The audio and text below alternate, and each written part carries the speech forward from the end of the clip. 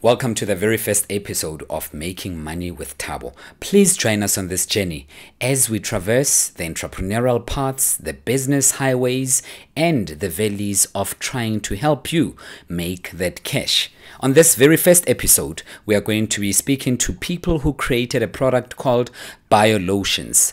What is that about? It's a product that's helping women to apply on their skins to get rid of blemishes and other things. But let's go to them first and see what they have in store for us.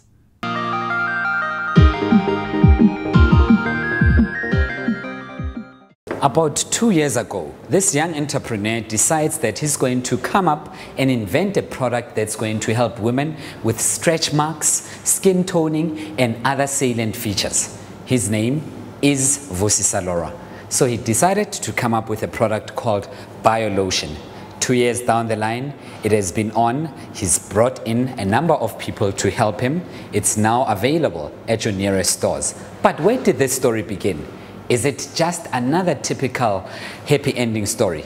Or does it have its ups and downs? Is it a typical South African entrepreneurial feature? Let's go in and ask them some few questions.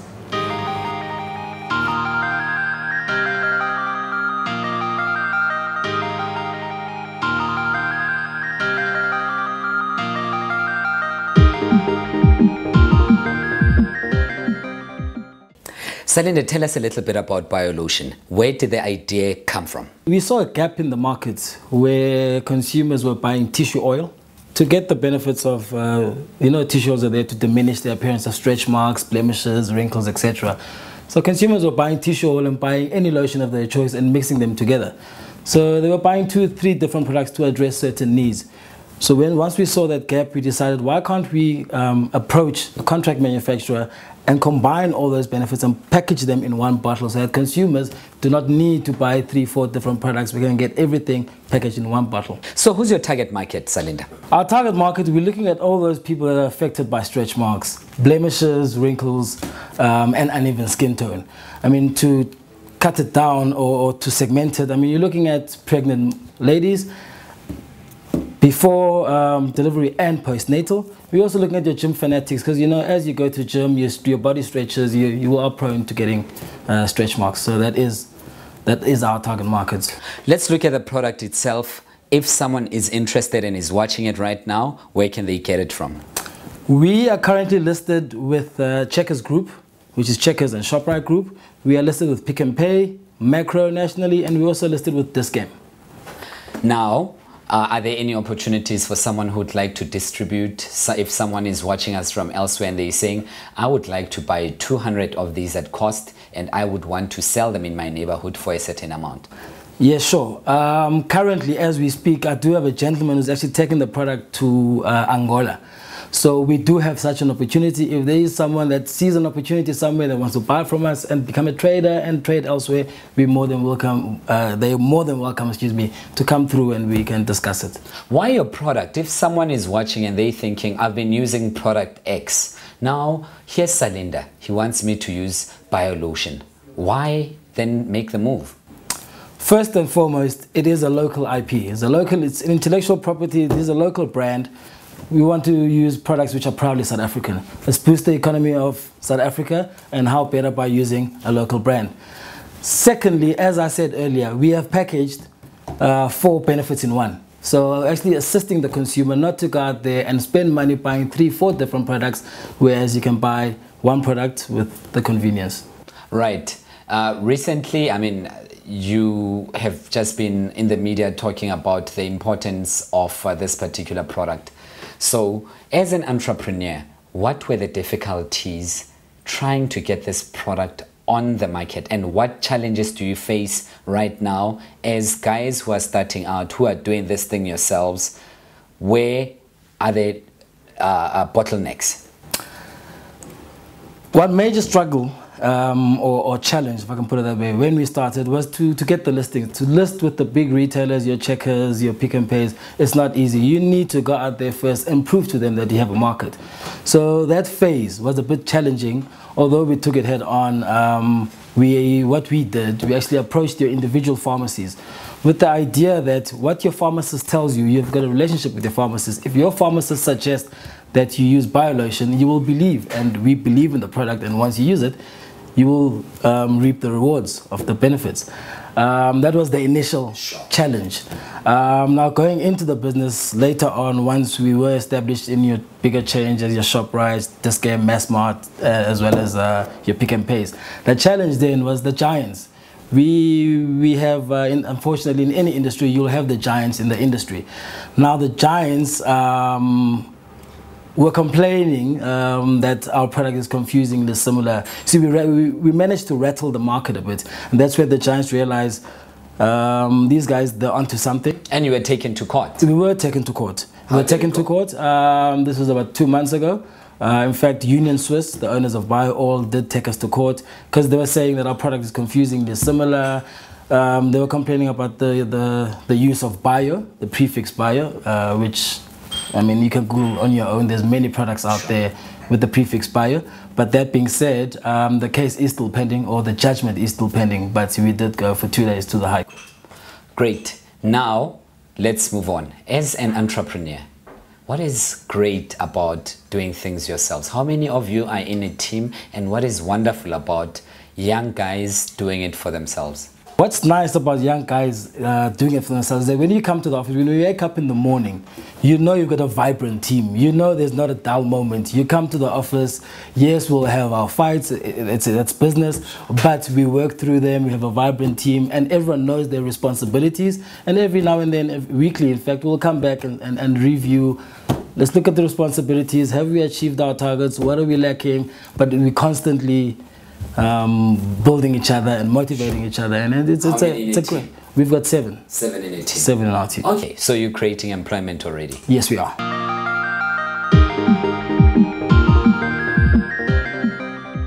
Entrepreneurial expert Siya Ntutela is best positioned to give us advice on all issues that have to do with starting up your own business, running your business smoothly, and most importantly, making sure that you make that profit. Let's hear what he has.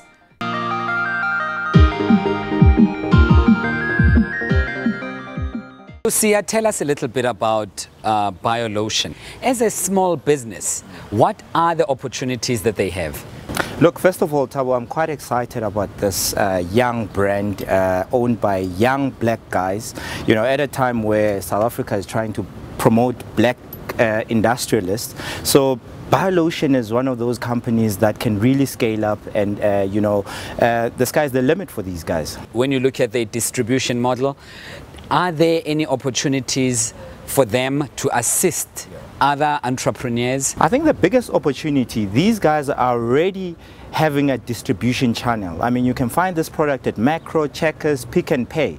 But there's also another unconventional way of distribution, which is, you know, selling to common guys, normal guys from the township, buying in bulk from these guys. So I think that's where the opportunity is for creating, you know, employment for other entrepreneurs that are interested in this particular product.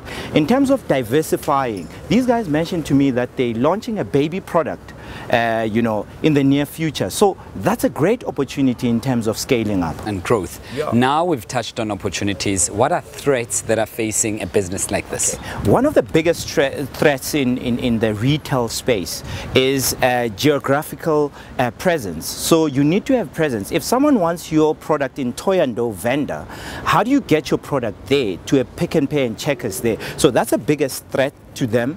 They need to have a presence in sort of like a distribution hub in almost every province. Can their growth be their enemy? Definitely. You know, I'm just worried about capacity and growing too quickly. You know, now they're everywhere, Pick and Pay, Checkers, Macro and all of that. The demand can be daunting. Do they have the capacity to deliver? on the orders that they get. So they need to really question themselves and say, do we limit ourselves to, a few provinces, or do we go national in terms of what we are doing? So based on their capacity, they really need to have an introspection from a company point of view to say, do we distribute everywhere, or do we start with the Gauteng hub and branching out into other provinces? On a day-to-day, you help small businesses with issues like funding, issues like non-financial assistance. What is one thing that they need? Is it monetary or is it non-financial? Okay. I think designing the right system to be able to meet the opportunities that you are faced with is one of the biggest things that you need to have. These guys, they need systems. Without systems, this business is dead. So to every entrepreneur that's listening out there, I want to say design the right system such that you can deliver on your value proposition, on your product, on your service. So you need the right systems in place. Thank you very much for your time, Sia. Thank you, Thabo.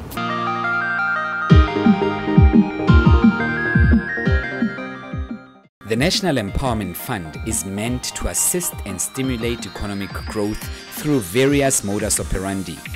We want to find out from them right now, how can they help you make money? Mepali Samzolo, tell us a little bit about National Empowerment Fund. We often hear about these acronyms in South Africa. What do you guys do and who do you help? The National Empowerment Fund was established through the NEF Act, and our sole purpose really is to facilitate the entry of black entrepreneurs into the mainstream of the economy, and we do so through different entry points. There are those who are at lower tiers and have no exposure to savings and investments, and we assist in that manner.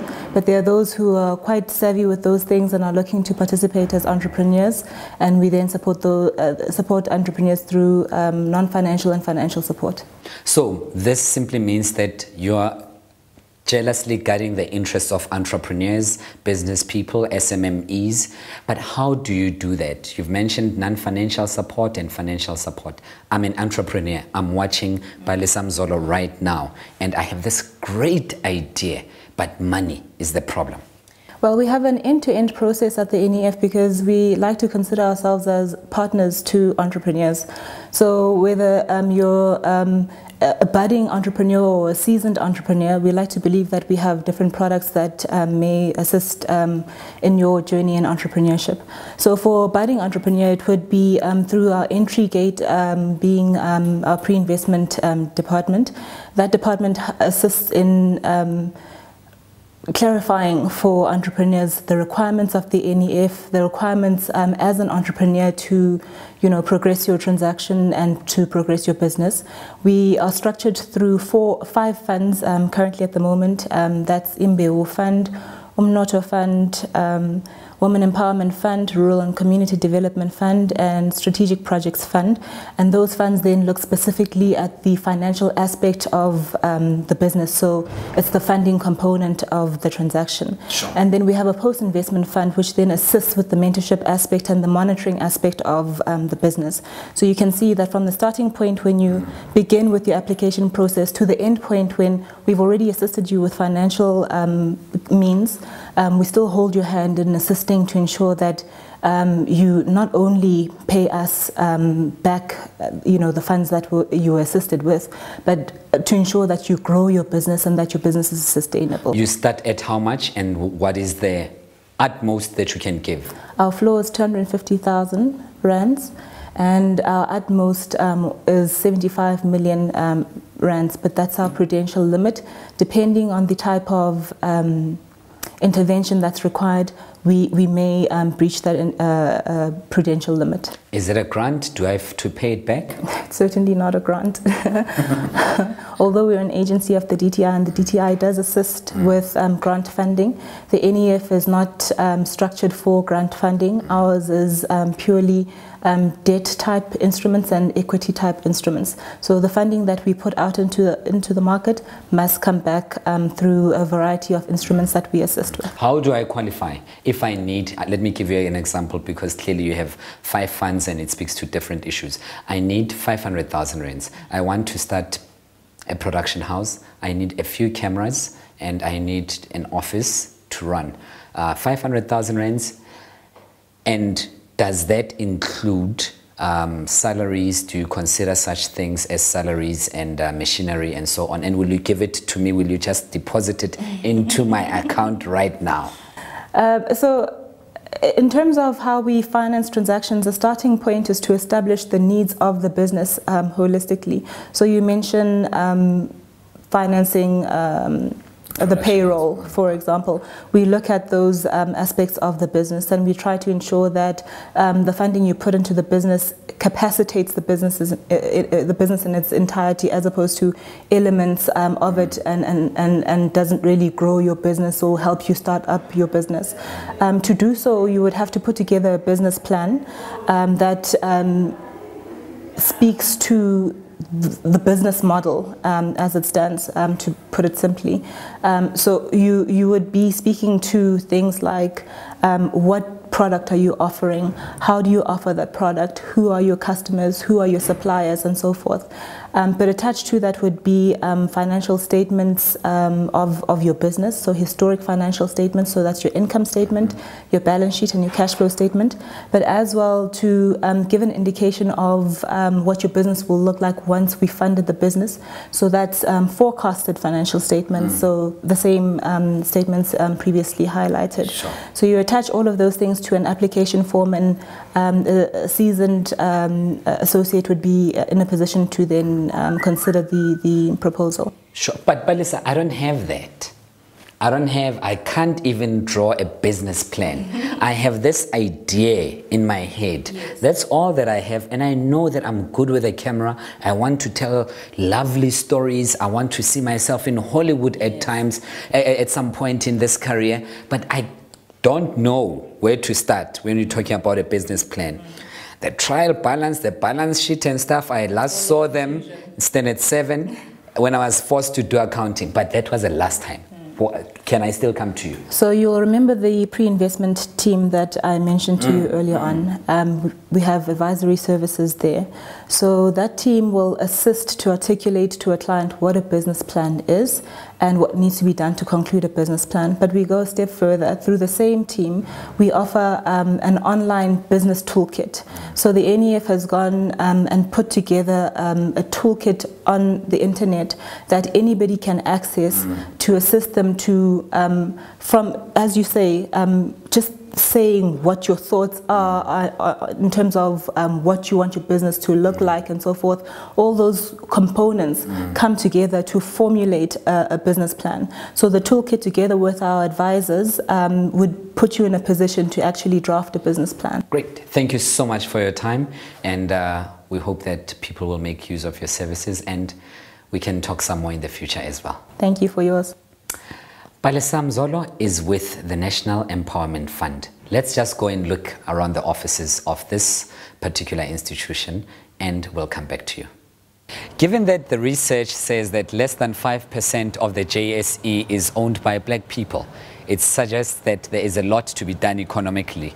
Entrepreneurs, business people, and enterprise owners, they are trying to own a little bit of the economy, but more importantly, to be actively involved in the daily running of what is the economy of South Africa. So we've just heard from the National Empowerment Fund as to how they help you and I to start our own business, but to keep them afloat and help them to become extremely profitable.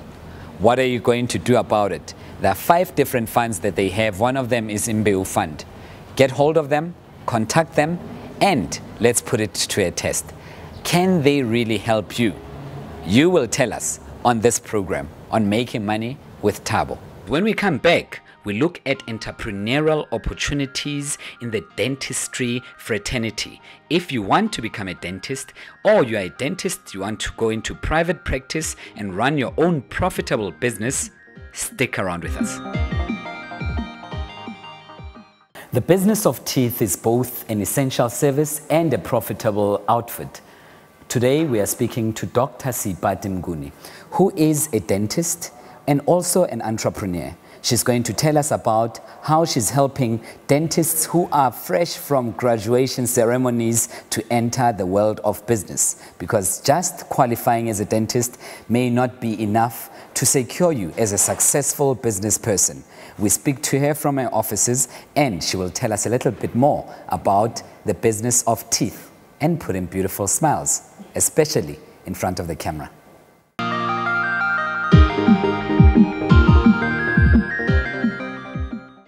Dr. Sipati, tell us a little bit about yourself, your experience in the dentistry industry, and who are you? I'm Dr. Sipati. I qualified in 2003, the University of the Western Cape. I worked at the public sector for about 5 years before I moved into practice. The reason it took me that long is because I was afraid to take that leap. Yeah. Because I didn't know how I was going to survive. I was happy with my salary and nothing to worry about. But then you have to grow as a person. I wanted to start my own business. I went into public and I opened practices which I still run. And after doing a lot of research, I found that a lot of dentists are afraid to take the move that I told you about because we do not know how to run businesses. They are doctors, but they don't know how to run the actual business. That's why you'll find a lot of us wanting to work for other doctors, wanting like safe jobs because we're afraid of that. Yeah. And when I did my business, I had challenges. It doesn't automatically come that you get paid. You have your claim systems, you have people to pay end of the month. It becomes overwhelming. Definitely. So through that, I realized that a lot of us fail because of that particular reason. Yes. And now I've moved to concentrate to my company. I have a company called Greycoat Dental. Yes. And we have a program that I'm excited about. Sure. That we have just we're launching. Yeah. It's an incubator for startup, just graduated dentists who are coming from their community service, and they are going to open their own practice. So we're talking about entrepreneurship within the dental industry mainly, that you've qualified as a dentist, you want to start your own practice, and you don't know where to begin. Yes. So Greyco is going to address exactly that and help you as a startup dentist to guide you where to go, how to go about setting up your own practice, what you need. Most importantly on this program, we talk about money. Yes. If a dentist says, great, I heard Dr. Sipati talking about this on Swane TV, but now, do you provide money for me if I want to do my own startup? We've came up with a combo. We have a team of accountants to look after your books. Greyco will come and coach you of how to run a business with your claims. We have funders who are going to buy you the dental equipment, and then we're going to have the suppliers who are going to set up so we are going to give you a startup and you'll be ready to go. Obviously, before you start, we'll give you a few lessons here and there, and then you'll be equipped to go. Who qualifies? A dentist, obviously. A dentist. But you need to have the will to work. Yes. And you need to want to win in your business. Attitude. Yes. Is it a lucrative business? It is. It is. How so? The procedures that we do as dentists, they pay a lot. So we make enough money. So why should a dentist who wants to go to start their own practice come to Greyco and your incubator as opposed to going to the bank and asking for R1 million? There's a lot of disadvantages in that, because remember, you would go to a bank and the bank will give you money, granted, but they will just give you money and you would not know what to do with the money. Remember, you are in business now. You have become an employer, not an employee. Yes. You have SARS to pay. You have your employees to pay, you have rent to pay, you have the equipment that they have supplied you with to pay, you have claims to submit, you have accounts to consolidate, you have a whole lot of things. It's a business on its own. It's not one thing that you're just going to get the money and then that's it. You will still have to work. So it takes a lot. After the program, you're more than welcome to move, out of the system once you feel you're equipped. We just want to start you so that you know that you have covered your basics, so that going forward, you are free to go on your own. You have a group of candidates who will be going through the same program as you. So you'll come with the meetings, and then you'll say, this is the challenges, and then you'll be able to share and not feel lonely in the business. Because if you're alone out there, things happen. Sometimes you get sick. Yes. What are you going to do? Because it's now pay as you are at work. Remember, it's not, if you can't submit a sick leave to yourself. Yes. You are your own boss, Definitely. So sometimes when we get our money in, we tend to assume that all the money that's there is yours. That's where we make our mistakes. So we're going to equip you and teach you that this is how you run your finances. This is what profit margin means. This is your break-even point. All those things are not taught at school. Lovely stuff. So that's great, Co. And people can just get hold of you and contact you on the website, on the numbers that we have on the screen right now. That's where people can get hold of you. Thank you so much for your time, and we really appreciate it. Well, that was Dr. Sipati Mnguni talking about the dental incubator. This is meant to assist all dentists who are starting out, who need to go into private practice and contribute to the economy by running their own businesses. This is where you can get hold of them, as we have the information on the screen right now. Feel free to get in touch and let us know, did they really help you? Here on Making Money with Thabo. Let's talk some more after the break.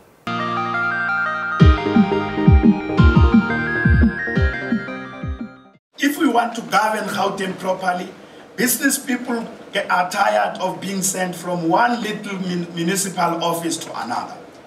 When they have to do an approval or there is something there, they get sent from one municipal office, or they deal with too many authorities. So one thing in our governance model, we're going to centralize certain things. We are agreeing with the mayors. And some of those things is for you to know. If you want to do development, where is land available for development in Gauteng? And for what type of industrial development? The other thing, MEC Maile is now in charge of EIAs. You know this guy called EIAs? Yeah, it's like bureaucracy. He's a terrible guy. We are looking for this guy called EIAs. We want to arrest this guy. Where you wait for long without approvals. So we centralizing those things so that we do every area. So we have been having dialogue with municipalities. We now know where is land available for what development in which municipality. The approvals must be done in advance, because we want business people, we want Gauteng to be open for business. Business people can't be sent all over. We have just established last year the Gauteng Investment Center also, one-stop shop, as one place where we also want to facilitate interaction. Business people, local and foreign business people should know, if you want to sort out this problem, where do you go? That's part of the governance model. So although our country and our province is divided in many municipalities, but in Gauteng we are consolidating municipalities.